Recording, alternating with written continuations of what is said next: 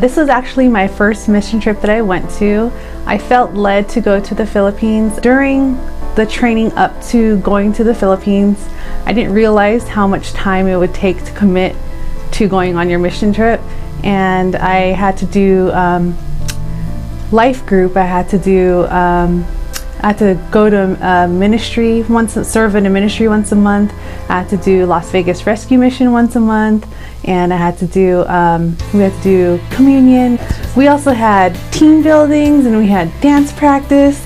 And I was like, whoa, Lord, what are you trying to do to me? I'm like so busy. I had school at the time, and I also had work full time. I have 2 kids and a husband, and I was like, oh Lord, what are you trying to do to me? I had so much on my plate, and at times I kind of questioned myself, well, why am I doing this? And but what the Lord really showed me was that it's being patient, and when you sacrifice your time, you will see that everything will be worth it.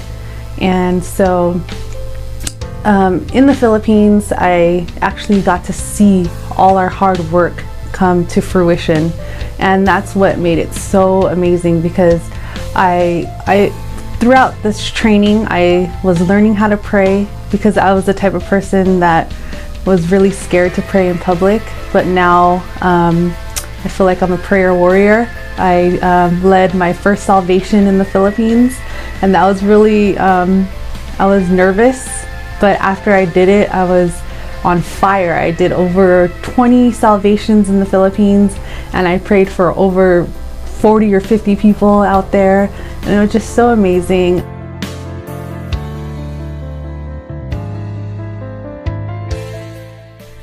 On one of the days that we went to one of the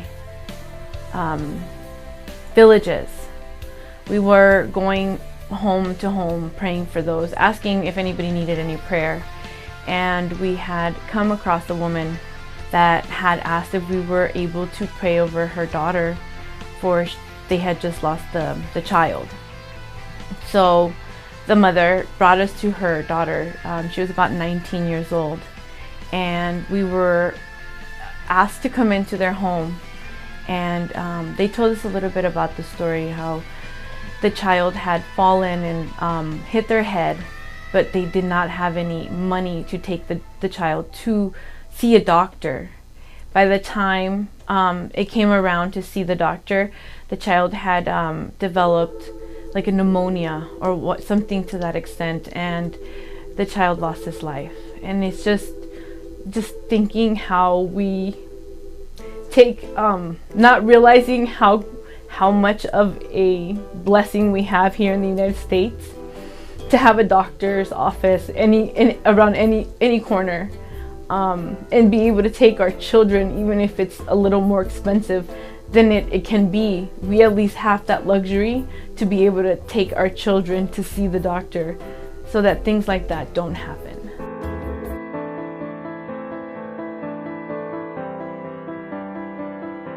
Word that automatically popped in my head loud and clear was doubt.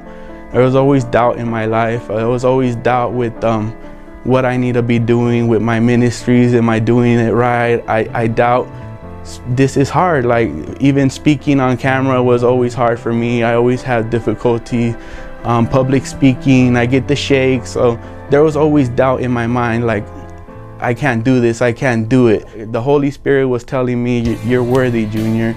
Let go of that doubt, let go of that fear, and you're worthy.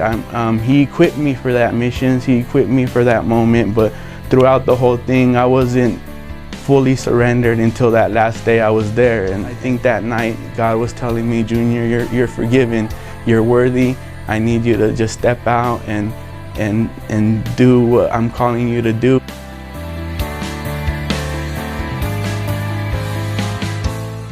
I expected it to be hot and humid. I expected to do physical labor and help out, and maybe help out with the kids. And I did receive all those things I expected, but I also received so much more.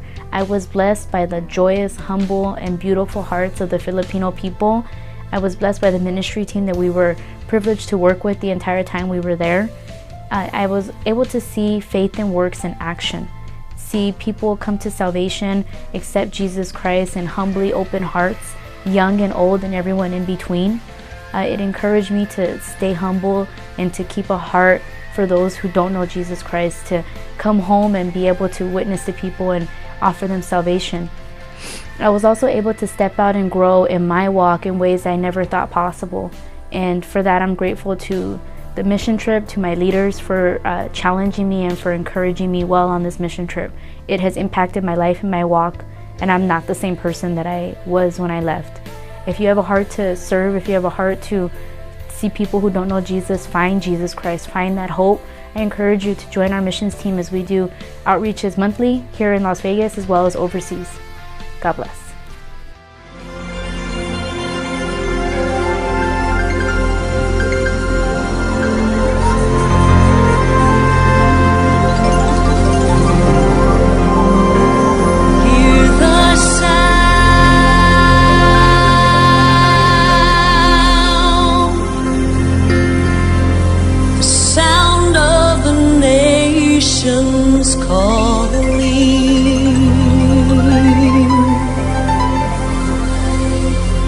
Hear the sound,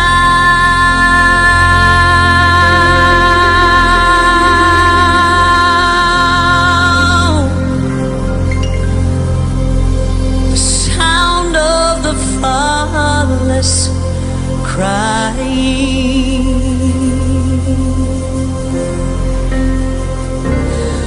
Who will go for us? Who will shout to the corners of the earth that Christ is King?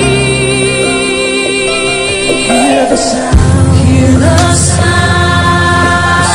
of the nations, the sound of the nations calling. Hear the sound, hear the sound, the sound of the fatherless crying. Who will go for us?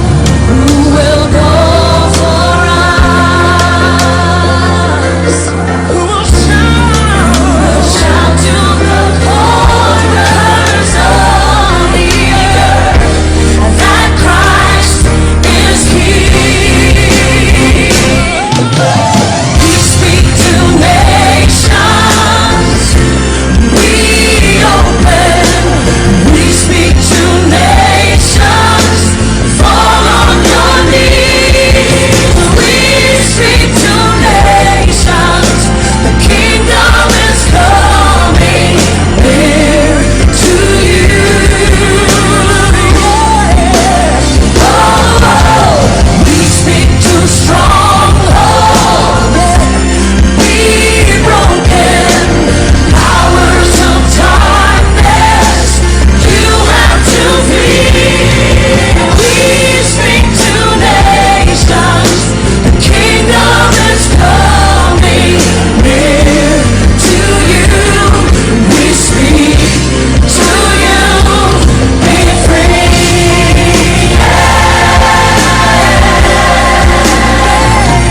Be free.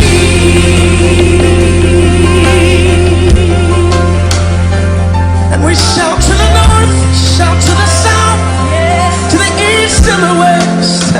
Hear the sound.